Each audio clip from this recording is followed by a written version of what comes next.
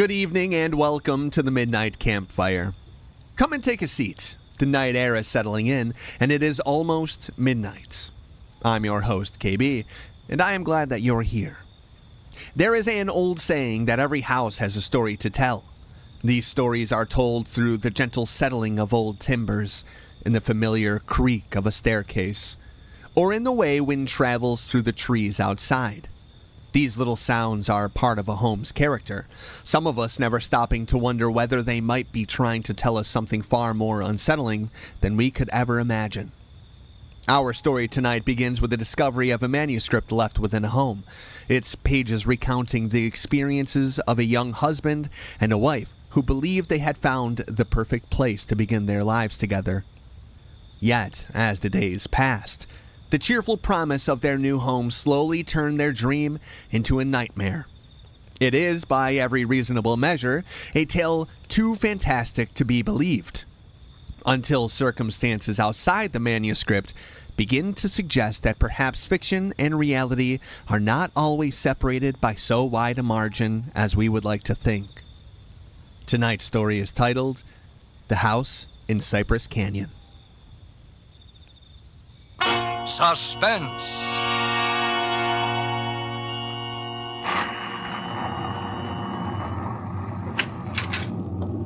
Merry Christmas, Jerry. How's the real estate business? Kind of early with your greeting, aren't you, Sam? Well, I gotta get them in sometime. I may not see you again until next Christmas. If this real estate racket gets any crazy, I'll be dead by next Christmas. I'm glad you could get up here, though, Sam. What's on your mind, Jerry? You'll probably shoot me when you hear it, Sam, because I'm probably nuts. But doggone it, you're a detective and you're my pal, and I just had to tell somebody. Oh, you sound like it's serious. That's just it. I don't know what it is, Sam, but... Now, listen, you know we're agents for a group of houses up in Cypress Canyon. Mm-hmm. Those places that were started before the war, never got finished. Oh, yeah. All they got in were the foundations, just concrete and a couple of beams. Well, they've been finished now. In fact, I'm putting up the for rent on the last of them today. What do you want? Police protection from the mob? Listen, Sam, this house that I'm talking about, it's got a number now, 2256. But before, when the men went back to work on it about 3 months ago, well, they just started when the foreman on the job brought me a shoebox that he'd found up on a beam. And this box had a manuscript in it, a story, kind of, all written out. Yeah. Well, he gave me the thing. I read it. I didn't think much about it. I put it in my desk. But the other day, and I happened to drive by there, I saw the number on the house and what the house looked like. I thought of this manuscript. And, well, I don't like it, that's all. There's something funny about it. What's funny about it? Well, mind you, this thing was found in an unfinished house in Cypress Canyon. House that was only just started building. All right. Well, listen, Sam, I want to read it to you if you got the time, and you'll see what I mean. All right, shoot. Well, here's how it begins. To whom it may concern. My reasons for setting down on paper what follows here will be abundantly clear to anyone into whose possession it may fall. First, let me say that I'm a very ordinary person. My name is James A. Woods. I'm 35 years old. By profession, a chemical engineer. My wife, Ellen, was a school teacher when I met and married her in Indiana 7 years ago. There's nothing in the past life of either one of us to suggest remotely any cause or reason for the dreadful thing that has invaded our lives. Our married life has been in no way different from that of millions of other average, reasonably happy, and congenial families. 3 months ago, I was ordered by my firm to take charge of a rather minor project in Los Angeles, Hollywood to be exact. The order was a sudden one. There'd been no time to secure accommodations, and conditions being what they are, the inevitable result was that until day before yesterday, we'd been living in the cramped quarters of one of those characteristic California motels. Needless to say, most of our spare time had been devoted to a search for something more permanent and comfortable, but the fruits of these efforts had been, financially and in every other way, a geometrical progression of discouragement. Until last Saturday afternoon, only 4 days before Christmas. We were driving into town on our way to a movie when Ellen saw it. Jim, look.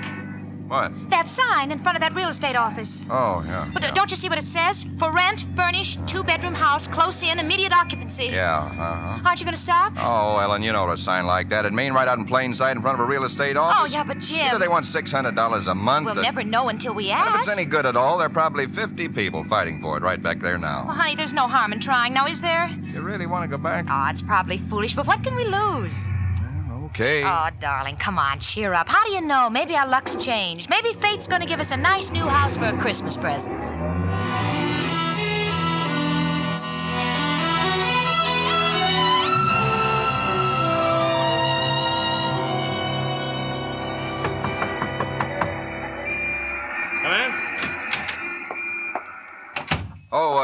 We're sorry to bother you, but we just happened to see that for rent sign outside. Oh, and, yeah, I hung it outside just this minute. Is the house available? Why, sure it is.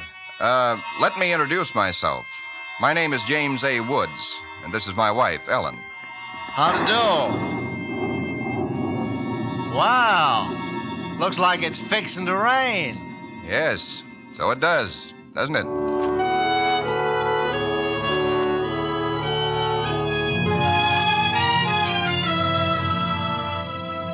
Well, it was one of those things. The real estate agent had just been authorized to rent the place by mail that morning, and he'd hardly had time to look at it himself and put up his sign when we drove up.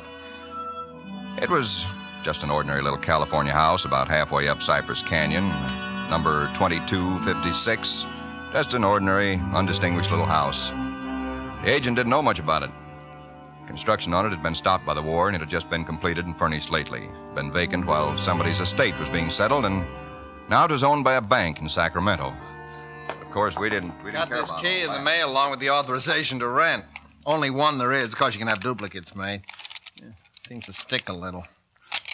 No, there it is. Doesn't sound as though that door had ever been opened. Well, a little oil on the hinges will fix that, all Oh, right. sure. Now, here's your living room. Furniture's a little dusty, of course. You gotta expect that. It's good furniture, though, you see? Benson Brothers. Yes, Now, over here's a little den.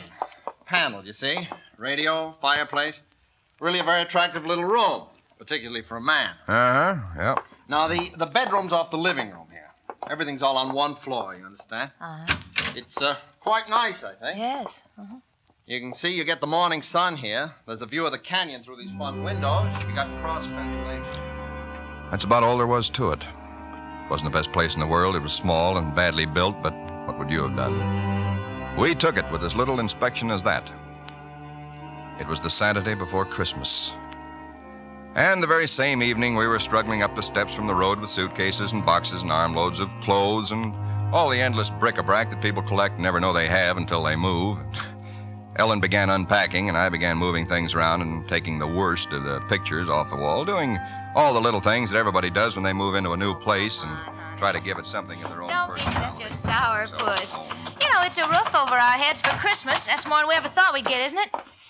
Now, what in the world are we going to do with those 2 pictures? Why don't we just leave them where they are? Jim, we can't. They're too awful. Well, all right, put them in the closet then. I can't. Both the closets are jammed full. No, I mean the other one in the little alcove off the den. At least there's a door there. I suppose it's a closet. I don't know. That isn't a commentary on the housing problem, huh? A woman moving into a house without even knowing where all the closets are. Take the pictures down, will you, honey? Bring them in here. Okay. All right. Guess you'll have to help me with this door. I can't get it open. Let me see it.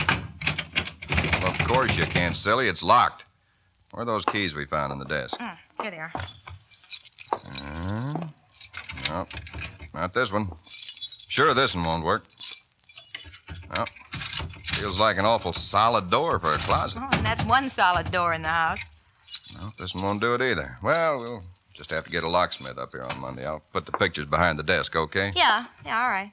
Jim, if you could just help me move this armchair, huh? Oh, Ellen, will you let it go until tomorrow? You know what time it is? Oh, but honey, I'd like to get the place looking just a yeah, little but it's bit. almost midnight. In fact, it's exactly... What was that? Tomcat, I guess, out in the brush somewhere. Sounded near. Hope that doesn't go on all night. Well, there's much we can do about it. Come on, Ellen, I'm dead tired. All right, Jim, all right. Where'd you put the toothpaste, honey? It's right in the medicine cabinet. Oh, yeah. Jim, we ought to get some firewood tomorrow. You know, a fire in that living room would make all the difference in the world. Cab, Sunday. Well, Monday then. Jim, I think red curtains are what we need, don't you? Mm-hmm. You know, just at least for the living room. Anyway, the ones in there now have just got to come down. Yeah, I suppose they do. What do you think of red? Well, I guess it's all... Jim. It's some tomcat.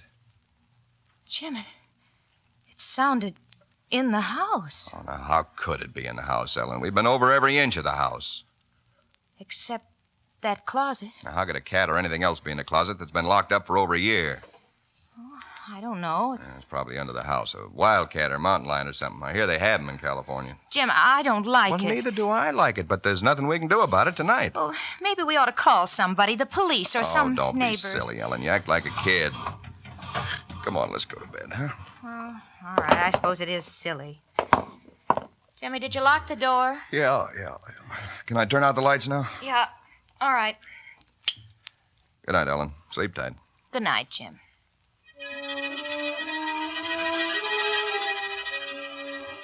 I don't know what time it was, perhaps an hour, perhaps only a half hour later. My mind was in that hazy borderland between sleep and a dream that's still part of consciousness. Then I was awake. Ellen, are you all right? Yes. Did you have a nightmare or something? No. I heard it, too. Well, that didn't sound like any cat. Put on the light. Yeah. It seemed to be out there, Jim, in the house somewhere. I'm going to look into this. Jim, you be careful. Come on. Where's my shotgun? In the den, I think. Jim, What? there's something wet What? Wet? running from under the closet door. Sticky. Ellen, don't touch it. I had to. Jim, it's blood.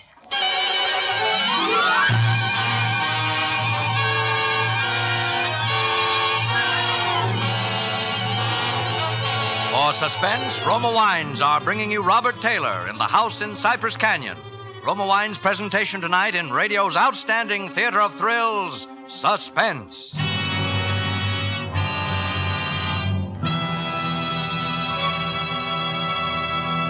Between the acts of Suspense, this is Ken Niles for Roma Wines.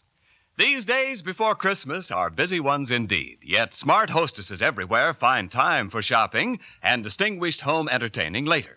The secret? Magnificent Grand Estate Wines. Presented by Roma, America's greatest vintner, Grand Estate Wines add distinction to your hospitality on a moment's notice. Make your holiday welcome, effortless, and in perfect taste. The brilliant clarity, full fragrance, and mellow taste of Grand Estate Wines please discriminating people everywhere.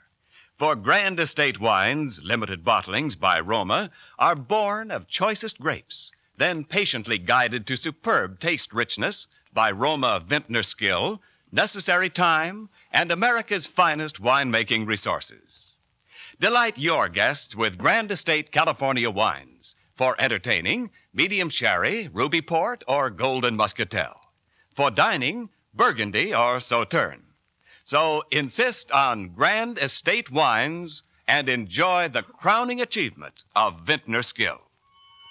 And now, Roma Wines bring back to our Hollywood soundstage Robert Taylor as James A. Woods, with Kathy Lewis as his wife Ellen, in The House in Cypress Canyon. A tale well calculated to keep you in suspense.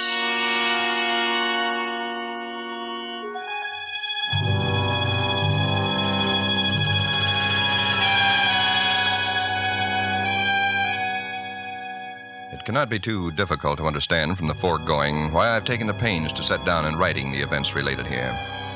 To find in one's newly rented house a closet which cannot be opened is in itself certainly no great cause for alarm. But to be awakened in the stillness of the night by unearthly cries within that house, to find oozing from under that closet door something that is unquestionably blood, that's another matter. Perhaps others might have been braver than we. Suffice it only to say that we got out of the house in something very close to a panic, and only returned when we had the moral support of two stalwart Los Angeles policemen. You just moved in here, you say? That's right, officer. You can see we're still unpacking. And the place has been empty right along before that? Yeah, I don't know much about that part of it. You could check all that with the real estate agent, though. Well, where is this closet? Oh, it's right in here, officer. And the blood is... Where? Where's the blood? Jim? Officer, I swear to you, there was blood on the floor less than an hour ago. I saw it. Uh-huh. It was running out from under that door. We heard that noise, and we got up, and then we saw it. The door was locked. Locked, huh? Oh, no, Well, it seems to be all right now. Hey, you folks aren't trying to be funny, are you? Isn't there anything in it? No, ma'am, there is not. Look, officer, we're reputable people. You can call my firm. They'll tell you all about me. There's nothing wrong with this closet. Walls are solid. No trapdoors. If you think I'm lying... I didn't say that, mister. Oh, you probably did hear some sort of a noise, and you got a little panicky, and... What about the blood? It got on my hand. It isn't there now, is it? Yes, Where? I feel it. Now, you folks just take it easy. You know, you're liable to hear all kinds of noises up in these canyons at night. You're from the east, you say? Yeah. I'm sorry, officer. Ah, that's all right. That's all right. If you have any real trouble, call on us anytime. All right. Well, good night. Good night. Good night.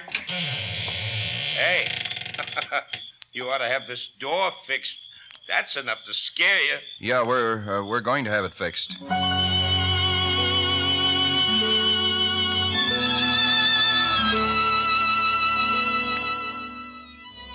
We didn't say much about it after that. There wasn't much that could be said.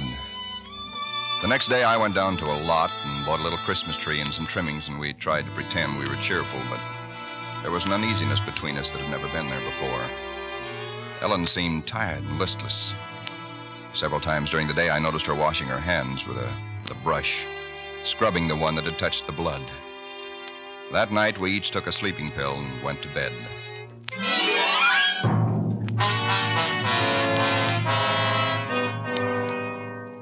It was sometime after midnight when I was suddenly wide awake and staring into the darkness. In some way, I knew at once and instinctively what had awakened me. Ellen was not in her bed nor in the room. The nameless thing I feared gripped at my heart until I could scarcely breathe. I opened the bedroom door and started through the house, putting on every light that I could find. There was not much to search, but I searched thoroughly. The living room, the kitchen, bathroom, den, even the garage. And all the time, the dread of looking where I knew at last I must look. For I think I knew from the very first time where I'd find her. It must have been a full minute that I stood before that closet door. Then, I opened it. She stood there rigid, her arms at her sides, her fingers extended like claws. Her hair was over her face, her eyes stared out of it. Her lips were drawn back in a grin like an animal at bay. For a moment, I was frozen with the horror of it. I stretched out my hand. Very deliberately, she turned her head and sunk her teeth until they met into the flesh of my forearm. I'd raised my hand to strike at her, but already she'd relaxed her hold and gone utterly limp. She would have fallen unless I'd caught her. I carried her into the bedroom and laid her on the bed. Strangely, at that moment, my only thought was how I might revive her. Until I saw that it was not a faint, but a sleep that she'd fallen into. Sleep as deep and heavy as though she'd been drugged. And so I left her. But for me, that night, there was no sleep.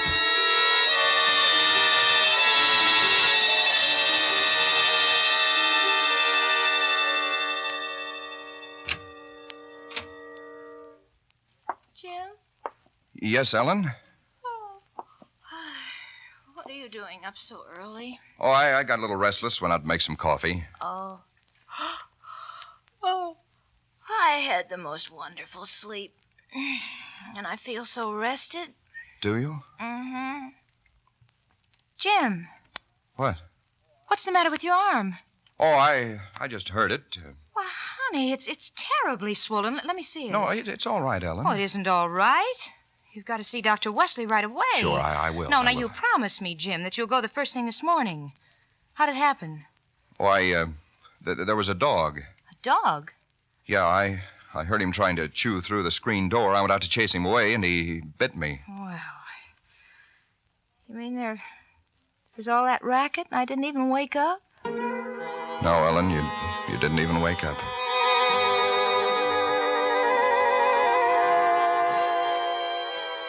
It was clear to me that Ellen knew nothing of what had transpired the night before. I went to my office that morning and made a pretense of going over routine business, if only to restore my mind to some semblance of calm by the sight and sound of common, familiar things. Pain in my arm had become a persistent, dull throbbing. I made a late appointment with Dr. Wesley. He treated my arm with something of an arched eyebrow, and he said, "Well, I've never seen anything quite like it before. That is such a rapid onset of infection."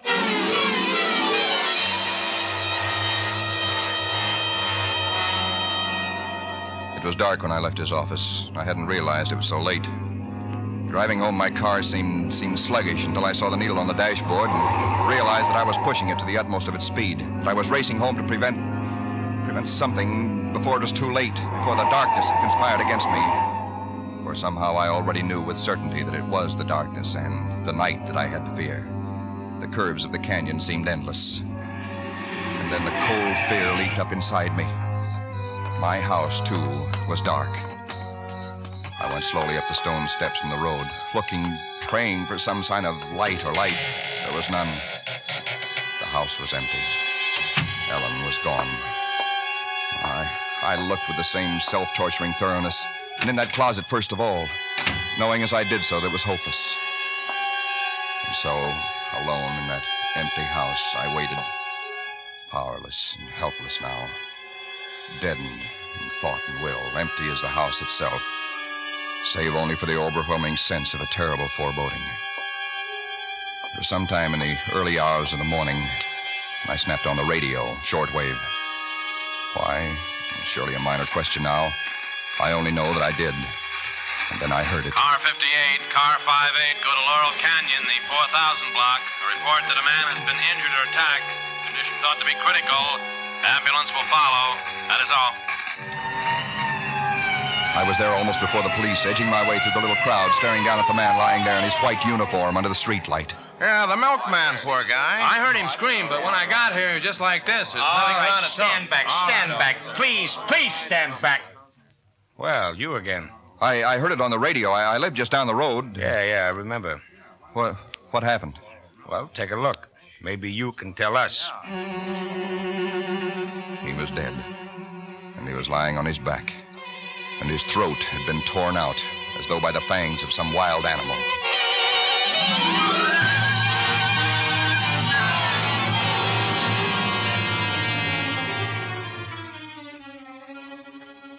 It is now Christmas Eve, or rather Christmas morning, for it's a little after midnight.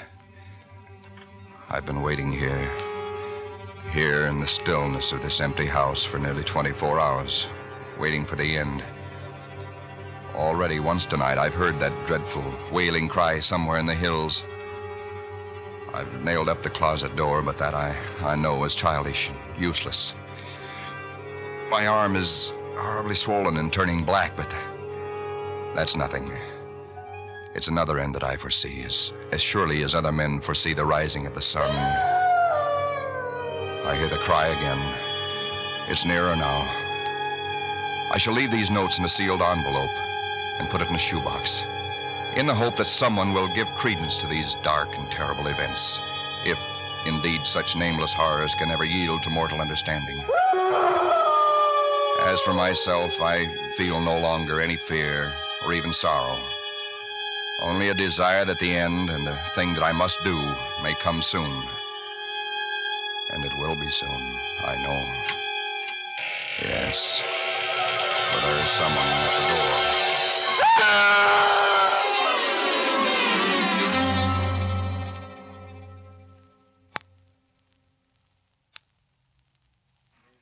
Someone at the door. Huh. What do you make of it, Sam? It's quite a yarn. But what of it? That's what I thought. Now, listen, that's not quite all of it. Huh? Clip to it's a newspaper clipping. Listen. Hollywood, December the 26th. Police reported what was apparently a case of murder and suicide in Cypress Canyon sometime in the early hours of the morning. The victims were James A. Woods, a chemical engineer, and his wife, Ellen. Preliminary investigation indicates that Mrs. Woods was killed by the blast of a shotgun in the hands of her husband, who then turned the weapon upon himself. That she fought desperately for her life, however, was evidenced by the disorder of the room and the severe lacerations inflicted upon her husband about the neck and arms. This is the second tragedy to be reported in Cypress Canyon within 24 hours, the other being the unexplained death of Frank Polanski, a milkman. Well, no such murders or whatever they were ever occurred, if that's what's worrying you. The clipping, well, you have those things printed up, you know. No, it's not that, Sam. That story was found in an unfinished house in Cypress Canyon. No number, no nothing, just a framework. Uh-huh. Now that house is finished. When I drove by it today, well, that's what stopped me, Sam, because it all fits. Now that it's finished, it is the house in the story, the same construction, the same vines and creepers on the lawn, even the same number. So what, a guy who knows roughly what this house is going to be like writes a yarn and loses it or something? Did he know the place was going to be listed for rental today, the Saturday before Christmas? Oh, Jerry, coincidence. 2 bits you find the guy next door is a ghost story writer or something, and he's been wondering for a year what happened to that thing he wrote. Okay, coincidence. Well, I'm sorry I bothered you, Sam. Don't be silly. I liked it. It's a good yarn. That the for rent sign you were talking about? Oh, yeah, I'm going to put it up outside now. Uh-huh. Well, so long, Jerry, and Merry Christmas again. Yeah, well, thanks, Sam. I guess I was kind of silly, all right. Huh? Listen, when a guy named, whatever it is, Woods, with a wife named Ellen, comes in to rent that place from you, then you can start worrying. Yeah. Well, so long, Sam. So long, Jerry. Come in. Oh, we're sorry to bother you, but we just happened to see that for rent sign outside. Well, yeah, I hung it out just this minute. Is the house available? Oh, sure it is. Let me introduce myself. My name is James A. Woods, and this is my wife, Ellen. How do? Well, looks like it's fixing to... Yes, it does, doesn't it?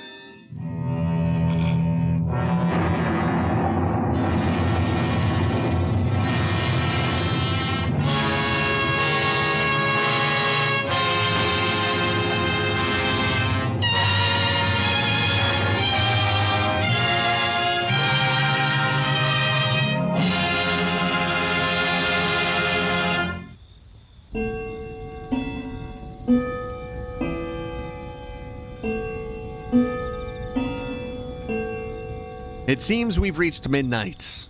I hope you've enjoyed tonight's story as much as I have. But as the day gives way to tomorrow, and as the fire dies down, the shadows creep ever closer, bringing tonight's midnight campfire to an end. The flames and I will be waiting here the next time the night grows still, and another story calls you back. Thank you so much for listening. Until next time, I'm your host, KB, saying good night.